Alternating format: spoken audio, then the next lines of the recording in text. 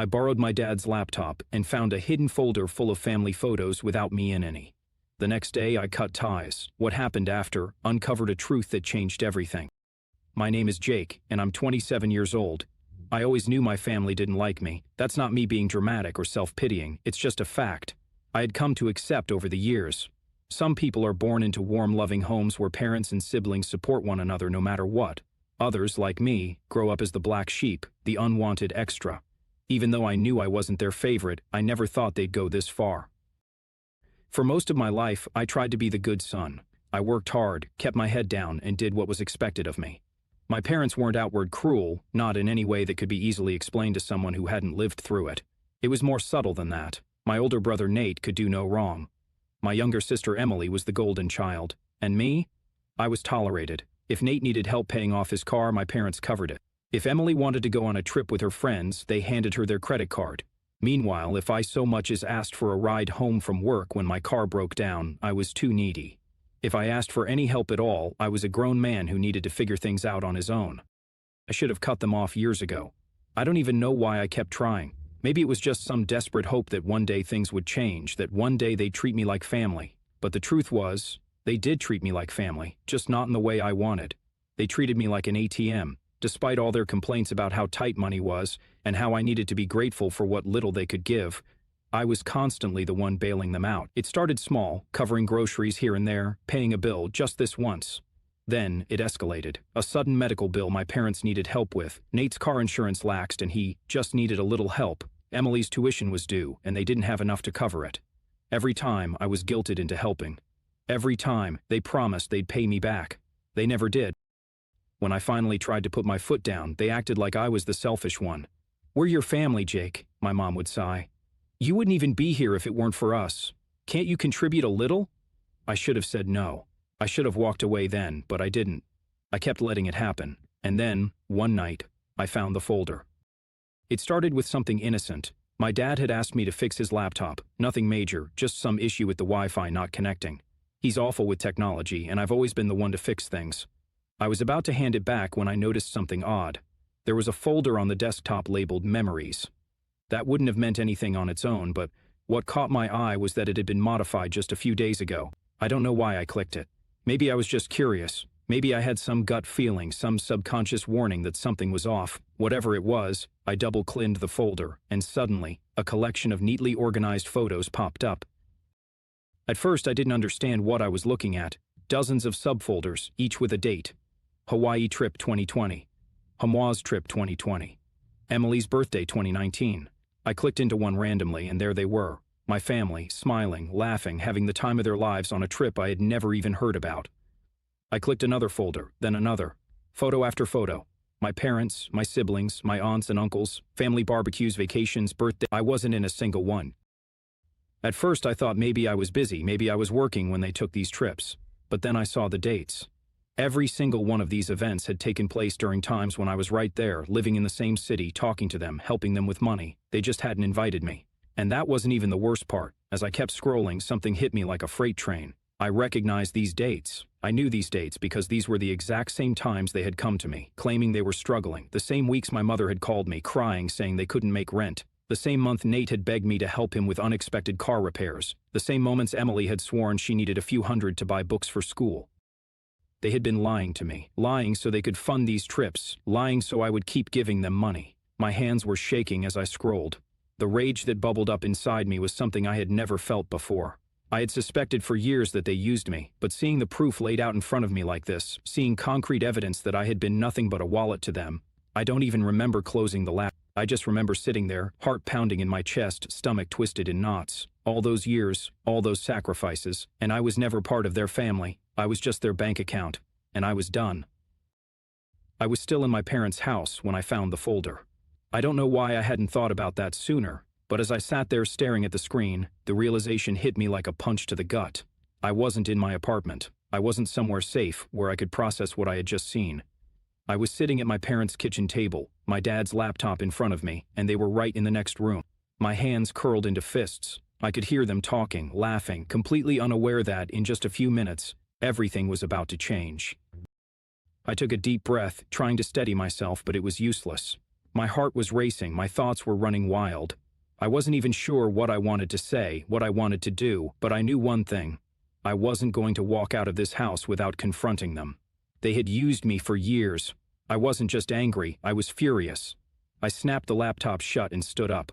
My legs felt shaky, but I forced myself to move, to walk into the living room where my parents were sitting on the couch. My mom was scrolling through her phone and my dad was watching some random game show on TV. They didn't even look up when I entered. "Hey," I said, my voice tight, "can I ask you guys something?" My mom sighed dramatically, still not looking up. "Jake, if this is about money..." That was all it took to set me off. "Money," I repeated, letting out a sharp, humorless laugh. "Yeah, actually, let's talk about money." My dad finally looked up, frowning. "What's with the attitude?" I ignored him. I was too far gone. I pulled out the chair across from them and sat down, folding my arms. My hands were still shaking, but I gritted my teeth and pushed forward. "You know," I started, keeping my voice even. "I was just fixing Dad's laptop. The Wi-Fi wasn't working." Mom rolled her eyes. "Okay, and?" And while I was at it, I happened to see this folder on the desktop. Memories, I think it was called. I tilted my head, pretending to think. Weird, right? Because I looked inside and guess what? It's filled with pictures of you guys. I saw it immediately, the way my mom's posture stiffened, the way my dad's jaw clenched just slightly. They knew. They knew exactly what I was talking about. "Jake," Mom started, but I cut her off. "You know what's funny?" I continued, voice dripping with sarcasm. "I don't remember taking any of those pictures." And then I realized, oh wait, that's because I wasn't there. Silence. Complete and utter silence. For the first time in my life, my parents didn't have an immediate excuse, no quick lies, no deflections, just the sound of the game show playing in the background, the faint hum of the refrigerator in the kitchen, and my own pounding heartbeat. "Jake, you're being ridiculous," Mom finally said, forcing a laugh. "Those are just old pictures." I let out another sharp laugh. Old pictures? Really? Because I checked the dates. Hawaii 2020, 21, Christmas 20, Emily's birthday, 2019. I narrowed my eyes. All the exact same times you were calling me, begging for money, because you were barely getting by. Mom's face paled. My dad shifted uncomfortably, scratching the back of his head. "Now, son, you're blowing this out of proportion." "Am I?" I shot back. My voice was rising now, but I didn't care. I was past the point of holding back. My sister Emily came down the stairs at that moment, her phone in hand, looking annoyed. "Why are you yelling?" she asked, like I was the problem. I turned to her, my anger boiling over. "Oh, I don't know, Emily. Maybe because I just found out that my entire family has been going on vacations and throwing parties while lying to me about being broke." Her expression flickered, just for a second, but then she scoffed. "You're seriously mad about that?" I stared at her, completely dumbfounded. Mad about that? The sheer audacity of it all nearly knocked the wind out of me. "Of course I'm mad," I said, my voice dangerously low now. "You guys have been treating me like an ATM for years, and the whole time you were using that money for this." "Oh, come on," Emily rolled her eyes, crossing her arms. "It's not like it's a big deal." I could feel my pulse in my throat. "Not a big deal?" I repeated, my voice trembling with rage. "I was working overtime to help you guys. I skipped out on things I wanted to do because I thought my family needed me. I put off buying a new car. I barely took any vacations. I was living as frugally as I could, all because you had me convinced that you were struggling." Mom finally spoke again, her voice sharp. "Jake, you have more money than us. You don't have kids. You don't have the same responsibilities. It's only fair that you help out." Fair. That word made something snap inside me. I slammed my hand down on the coffee table so hard that Emily actually flinched. "Fair," I hissed. "You think this is fair? I have more money because I worked my butt off, and you think it's fair that I was financing your vacations while I was sitting at home thinking you guys could barely afford food?" Dad finally stood up, raising a hand like he was telling me to calm down. "Jake, listen." "No," I cut him off. "You listen. I'm done. Done." The room went dead silent again. Mom's mouth opened and closed like she wanted to say something, but for once, she had no words. I pushed my chair back and stood up. My hands were still shaking, my vision felt blurry with rage, but I had made up my mind. I reached into my pocket, pulled out my phone, and opened our family group chat. My thumb hovered over the screen for only a second before I typed the words with absolute finality. "Don't contact me again." I hit send. The second the message delivered, Mom let out a dramatic gasp. "Jake, don't be ridiculous. You're acting like we did something horrible. I turned to her, my entire body tense. You did do something horrible. Emily scoffed. Oh my gosh, you're so dramatic. Dad's face was red now, his jaw tightening. You're seriously going to throw away your family over this? I met his gaze, my voice steady. You threw me away first. And with that, I turned, grabbed my coat, and walked toward the door. I didn't know what would happen next. I didn't know what they would do, what they would say, how they would react once the shock wore off. But I knew one thing for sure. This wasn't over. I barely made it to my car before my phone started blowing up. The first call was from my mom. I stared at the screen as it rang, her contact name flashing Mom, but I didn't answer. I was too angry, too shaken. I sat there, gripping the steering wheel so tightly my knuckles turned white, just listening to the phone vibrate. Then my dad called, then Emily, then Mom again. I turned my phone on silent, shoving it into the passenger seat, but even then I could still feel it buzzing every few seconds. Text after text, call after call. Then a message popped up from my mom. Jake, pick up. We need to talk. You're overreacting. Overreacting. That word nearly sent me spiraling. I sucked in a deep breath, forcing myself to stay calm, to not go back into that house and scream at them all over again. Another text. Dad. Son, I think we should all sit down and talk about this. Let's be reasonable. Reasonable. Now that was rich. I started the car, gripping the gear shift so tightly my fingers ached. I needed to get out of here, out of this neighborhood, away from them. But before I could pull out of the driveway, my phone lit up with another call. Emily. She had already called me 3 times, and now she was trying again. I let it ring, and then just before it went to voicemail, something in me snapped. I answered. What? I snapped, my voice tight with barely controlled anger. Jake, don't be stupid, she said, exasperated. You're acting like a total psycho right now. I let out a sharp, bitter laugh. Oh, I'm the psycho? That's funny, Emily, because I seem to remember you being totally fine with lying to me for years. Oh my God, she groaned. You are so dramatic. It's not like we stole from you or something. A humorless chuckle escaped me. Emily, I hissed. You did steal from me. You took advantage of me. You all did. You made me think you were barely making it when in reality you were off on vacations throwing parties without me. She scoffed. You're acting like you were entitled to be there. Newsflash, Jake. Sometimes families do things separately. I clenched my jaw so tightly I thought my teeth might crack. Emily, I said slowly, forcing my voice to stay level. Was I ever invited, even once? Silence. Just for a second, then she huffed. I don't know. Maybe Mom and Dad didn't think you'd want to come. Maybe you were busy. Who cares? My stomach twisted. Who cares? I repeated quietly. I care.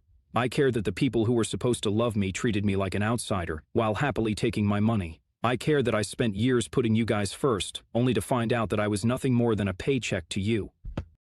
She groaned. Ugh, stop being such a victim.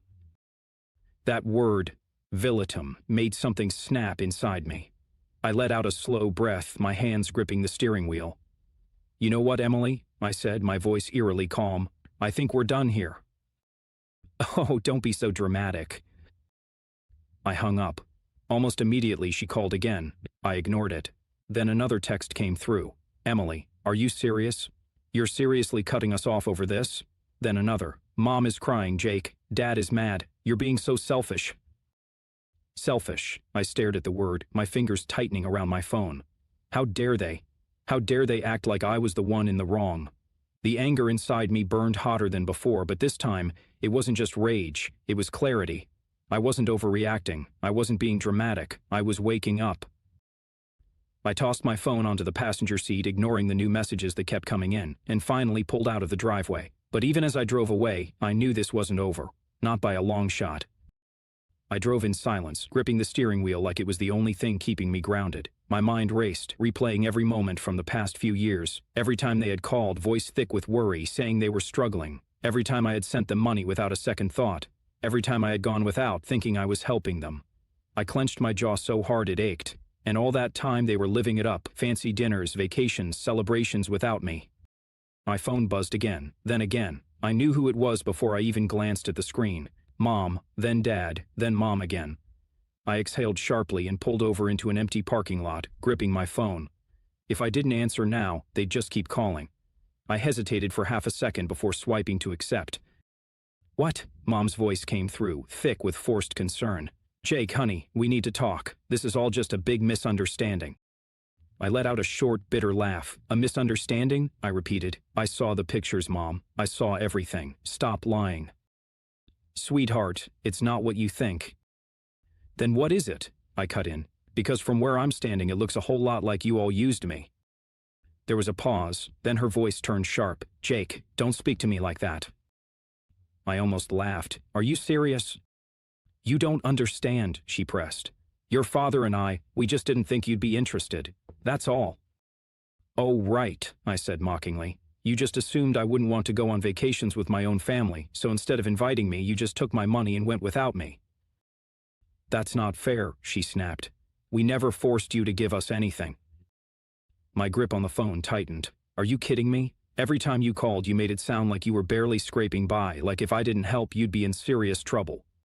Jake, she sighed, and I could practically hear her rolling her eyes. Family supports each other.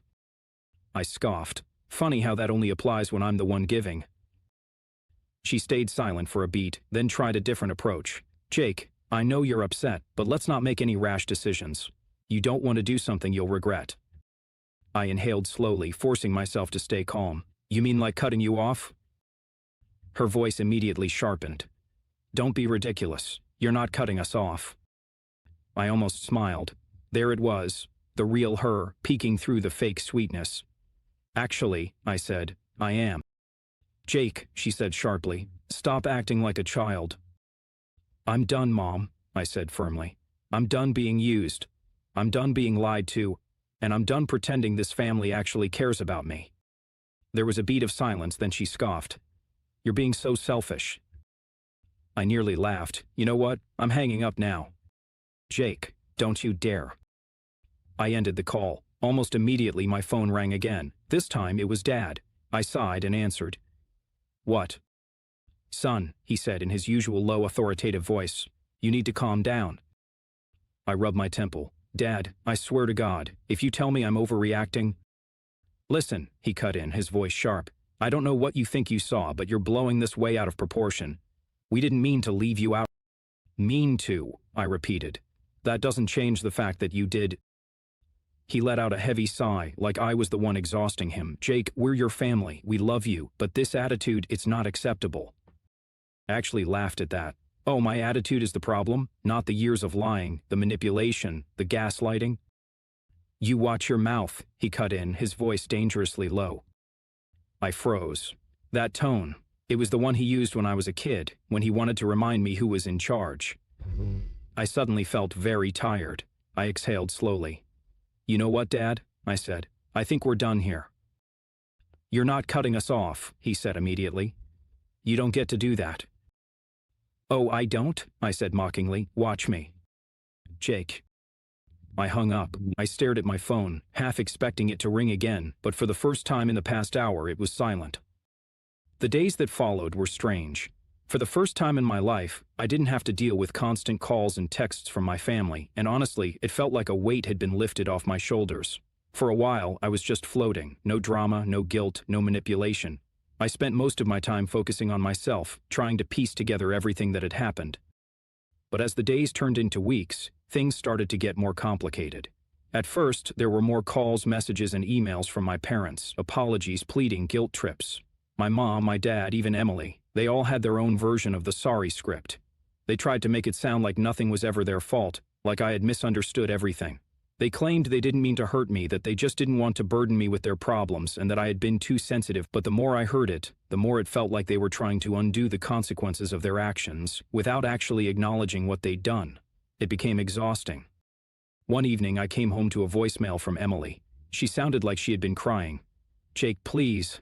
I'm really sorry. I know I messed up, and I don't want to lose you over something this stupid. We can work this out, can't we? We're your family. Don't you want things to go back to normal? I could almost hear the desperation in her voice. At first I felt guilty. I wondered if I had been too harsh. I questioned whether I was doing the right thing. Was cutting them off really the best choice?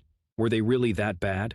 Maybe I was just being overly dramatic. Maybe I was just angry and needed time to cool off. But then I remembered the years I had spent, being treated like a bank account, like a source of cash and nothing more. I remembered how small they made me feel, how they never considered me a part of their real family moments. I deleted the voice note. Later, I was having dinner with a friend when I got a text from an unknown number. It was from my dad. "Jake, I need to talk to you.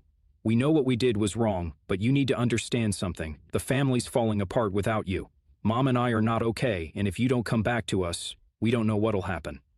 I sat there, staring at the message for a while. It was manipulative. It was classic gaslighting. And yet, there was a part of me that felt a tug in my chest. A part of me that wanted to go back to that normal, even though I knew that normal was toxic. I didn't respond to the message. So here I am now, still in this limbo.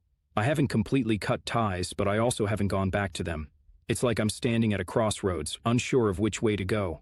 Part of me wonders if I made the right call by cutting them off. It felt empowering at the time, but now I'm questioning if it's too late for us to heal, or if their behavior will always be the same. Part of me feels like it's not worth it. I'm worth more than their manipulation. But then again, they're family.